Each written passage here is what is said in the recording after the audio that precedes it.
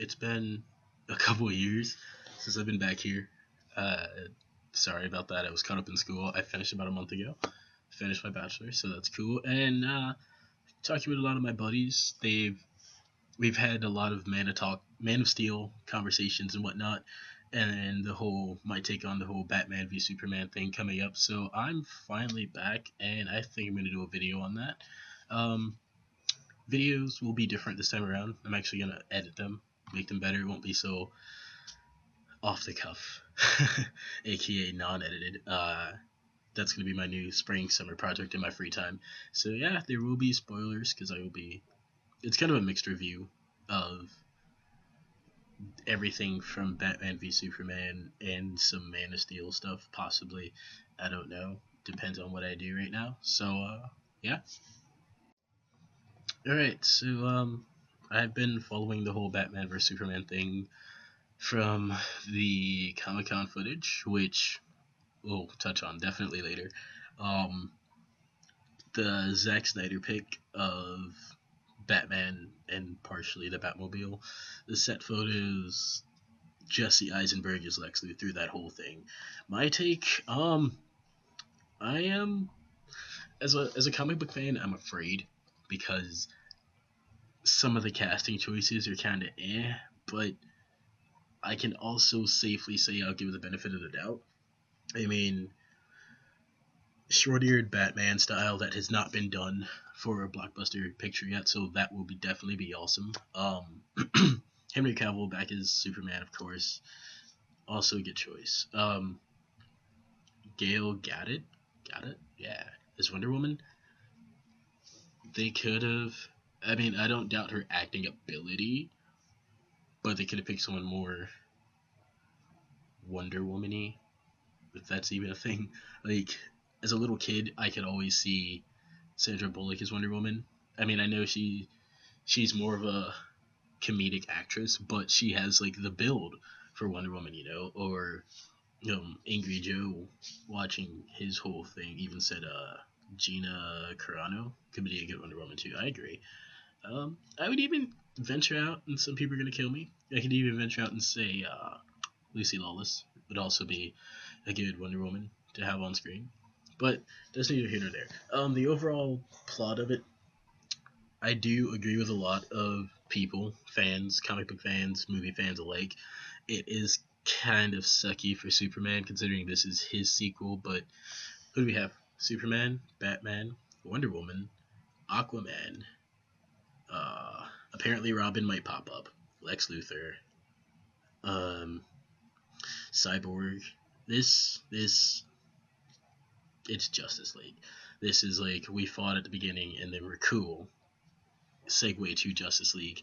Um, and through various conversations, I've discovered that DC has one problem that Marvel doesn't. If you think about it, think about the Avengers. Robert Downey Jr.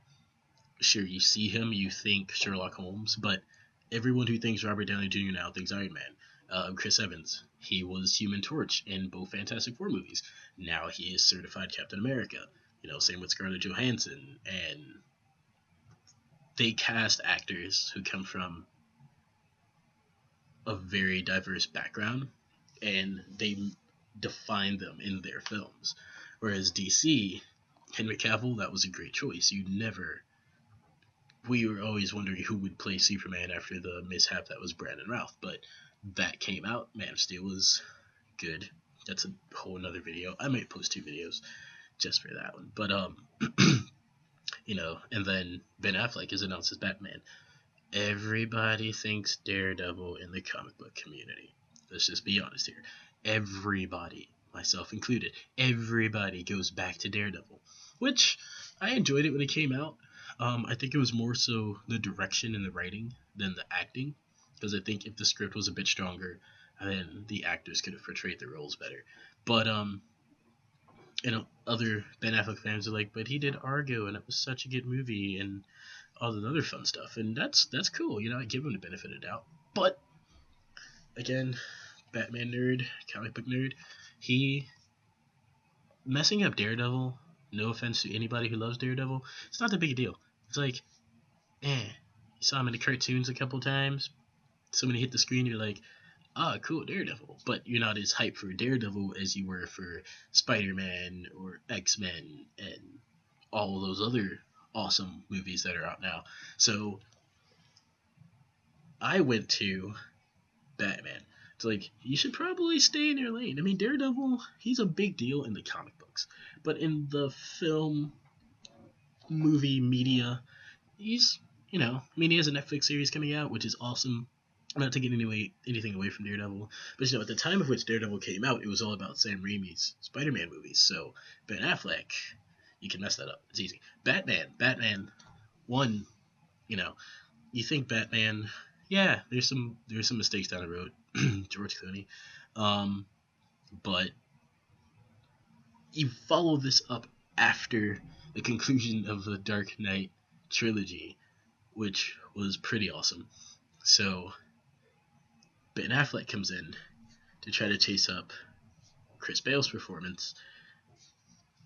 That's a lot of pressure. I mean, let's be honest here. One, you have the pressure of following up Christian Bale's performance as Batman. From one of my older videos, I'll even go as far as say you have to chase up Michael Keaton's iteration of Batman, right? That's pressure enough on an actor there. But you're also chasing up how many voice actors, how many motion cap actors who have done roles of Batman. And finally, you're living up to Batman himself. You cannot go anywhere without thinking Batman or hearing someone talk about Batman. Now, that's a legacy. It is officially a legacy, even a dynasty on its own, and you have to live up to that reputation. Yeah, I mean, sure, George Clooney, that happened, but even now, nobody's really given him any, you know, oomph about it. It was the 90s. It was really another really big time period of experimentation. Um, so the only thing people really came hard against was the whole bat credit card and the bat nips and the ass shots. So yeah, you give him that one, but you have an entire legacy to live up to, dude. And from the set pictures, you have the look of Bruce Wayne. Um, from Zack Snyder's picture, which will be edited into the video at some point, whatever. But from Zack Snyder's picture, you buffed up. You have that Batman look. You have the chin for it. My only concern is one, what are you gonna do about the voice? Are you yourself going to alter your voice to a deeper tone? Are you going to try to Chris Bale your way through it, or are they going to use some sort of weird voice modulator thing? I mean, there's a good voice modulator and there's a bad one. I mean, a bad one would be like every singer or like a lot of singers and rap artists out now who use autotune. Yeah, that's no. If you do something like they did in Arrow, his voice modulator, it still sounded fairly natural. You didn't hear any of the robotic tones in it. And would you be using that for the voice or whatnot? Um, and also, I'm concerned with Lex Luthor because Jesse Eisenberg, he's cool. Social Network, he had a lot of popularity off of that. Now You See Me, one of my favorite movies. Awesome. He was quick, witty, all that fun stuff. So when they first said Jesse Eisenberg is going to play Lex Luthor, I had a vision in my head of him in Now You See Me, only talking about Superman. The entire montage in Now You See Me when they were arrested and he's talking to Mark Ruffalo's character and getting out of the handcuffs and being a smart aleck. I just saw that. Just throw in a lot of Superman words. Throw in, Superman this or Metropolis that, and I thought that was going to be Lex Luthor. Then this picture was shown. He actually went bald. I was surprised. I really was, because I did not think he would go bald for the role. So yeah, I'm looking forward to that as well. And I don't know, it's just a really jam-packed movie, in my opinion. And there's the biggest road to cross, which I am looking forward to seeing, which is the actual title of the movie, Batman vs. Superman. What they say is true, fanboys. If you say our hero's gonna be beat, all hell breaks loose. That is true, but yeah, I can't deny it. Batman's gonna win. I mean, it's been proven so many times. I had this conversation with my boy Paris. Shout out to Paris. He's probably gonna watch this when it uploads and be like one of the first people to comment on it. But it's been proven. Like, everyone says Batman's superhero is prep. Batman's superpower. I'm sorry, his superpower is prep time. Okay, fair enough. So I will not use a prep time excuse for why he wins. One, if you go through animated movies, Justice League, Doom, he has a contingency plan for every single league member. Every single league member, including himself. If he has a contingency plan to stop himself when he goes rogue, if he goes rogue, he's gonna win. That means he's 50 steps ahead of everything, including himself. That's enough of an argument right there. I don't even want to keep going, but I need to, because I need to make all my points. 2, comic book, well, technically, graphic novel, and animated movie, Dark Knight Returns. Old Bruce beats Superman. But I know what people are going to say. I'm already prepared. I've had this discussion. In the Snyderverse, Kryptonite has not been yet introduced. Okay, fair enough. You're right. Kryptonite has not been introduced into the Snyderverse yet. However, the operative word there is yet. And they're including Lex Luthor in the movie. Now, Lex Luthor is known to have kryptonite. He's known to find kryptonite and start using it to his advantage. It is also rumored that in this movie he has Zod's corpse that's going to make Doomsday out of it or something. And it's rumored that Metallo's going to be in the movie. What is Metallo's heart made out of? His heart is made out of kryptonite. So therefore, somewhere in here, if any of these rumors are true and this ends up in the movie, kryptonite will be in the movie and Batman will win. Another reason, maybe... No, I can't say that. It's Batman vs. Superman. I was going to say maybe they won't fight. Maybe he'll just call Superman out. But, Comic-Con footage and whatnot, he's in the armored suit. They're going to fight. Batman's just going to win. It's a thing. And I know I sound like a whiny fanboy right now, because I am. Because, Batman, my life. So I even got a Batman plushie up there somewhere. So it's legit. I'm sorry. That's how I feel. I could be wrong. I'm not wrong, because this is going to be like the prequel to the Justice League movies. So, it's a thing. I'm sorry. To any Superman fan, it's a thing. I mean, obviously, I am more of a Batman fan, so my argument will always be toward Batman. And, yeah, that's something that needed to be tackled in this conversation as well. Another thing that needs to be tackled is Aquaman. I was one of those people for the majority of the time who made fun of Aquaman, like, what can you do? And then Throne of Atlantis came out. It was just like, Aquaman's a beast. He's too OP. He can't. Okay, Aquaman, you got this. I'm not even going to talk anymore. So when they announced Aquaman was going to be in the movie and it was Jason Momoa, I kind of slipped and thought into my old ways of thinking. And then, Snyder released the poster. Then I like how they incorporated his tattoos into the costume. And I think Aquaman's going to be really useful in the Justice League. I mean, he's usually useful, but in early history, he wasn't that useful at all. Let's just be honest here. He was not useful. And I think he's actually going to end up being pretty useful for this. So I'm really excited. I'm really excited about this movie. I can't wait to see it when it comes out.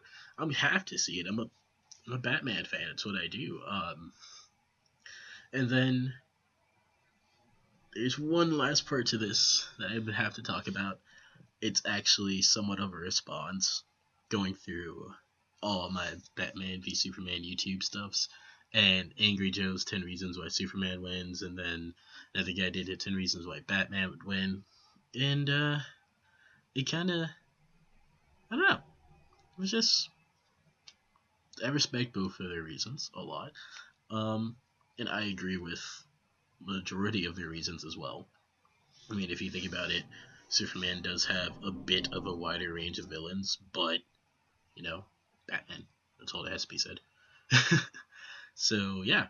And there's one more thing I'm going to discuss in this video as well, because I said I was going to do it before I left last time. I never got to it. So this is going to be kind of a long video. So, yeah.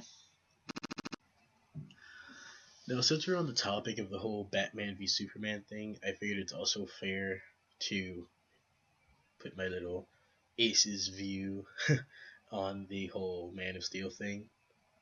It was enjoyable, you know. I mean, there really is a trend right now of realistic superhero movies, and Nolan really did kind of kick that out of the park with the whole Dark Knight trilogy. And Snyder comes along, Man of Steel comes out. It was awesome, but there's a couple small things. Man of Steel, flashbacks to journeys of finding himself, rises up to become superhero, symbol of hope, all that fun stuff. Kinda sounds a lot like the Dark Knight trilogy mixed into one movie. Kind of. I could be wrong. Feel free to comment below, because I know there's going to be hella comments on this. I don't even know how many subscribers I have left right now, but it kind of sounds like that. And the flashback montages were cool. I really did enjoy that. My biggest thing, I was a big Smallville fan, believe it or not, despite how much I represent Batman. I really enjoyed Smallville and watching his upbringing to becoming Superman. So I got used to that father figure Jonathan Kent was there. So seeing Man of Steel, his dad's like, you gotta keep this a secret. You're gonna change the world one day, but just keep it a secret.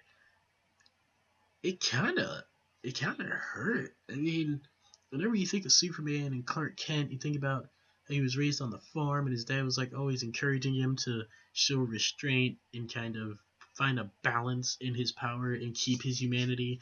Then you have this one who's just like the one scene when after Clark saves the kids on the school bus and he's a little kid, he's like, should I have let them die? And his dad's like, maybe. It was cruel and powerful at the same time. You know, I feel like that is not a Jonathan Kent answer. Jonathan Kent would be like, you did a good thing by saving those kids, just make sure you're a little bit more under the radar for the time being, you know?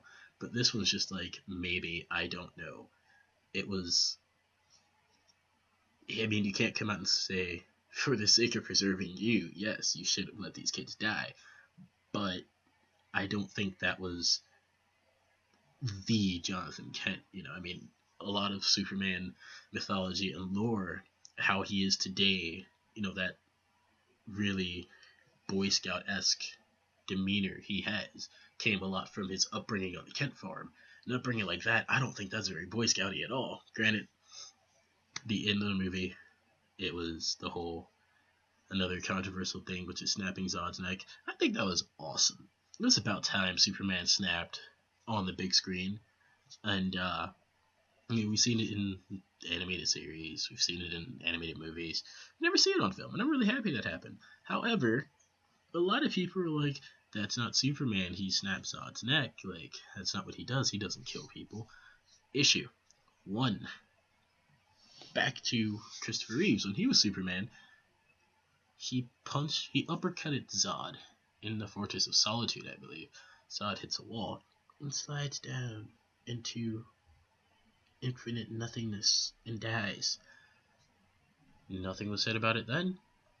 Or is it just because of the way he did it this time? I mean, that one's kind of like, oh, you're sliding down into this infinite darkness. We assume you're dead and nobody has to see you die or hear noises. And this one, you actually snap his neck. I think that was a really good move. I mean, it is about time we get away from the traditional Boy Scout that we're all looking up to. I mean, it's a thing. Look at Justice League War. Yeah, look at War. Superman first introduced. He's not quite a Boy Scout. He's kind of arrogant and a little bit douchey. And that was awesome to me because it's like, finally, we're not going to get this goody two shoes. I'm so clumsy with my non-superpowers. I'm going to be overly human to show I'm human, even though I'm not human. You know, Clark Kent we've had before. So, yeah, that's my entire take on it. Batman v Superman and Man of Steel stuff. Yeah, subscribe, comment, find me on Facebook, or if you want to have a live discussion thing, add me on Skype. I'll drop all that in the description. And yeah, until next time, let me know what you guys want to hear my take on.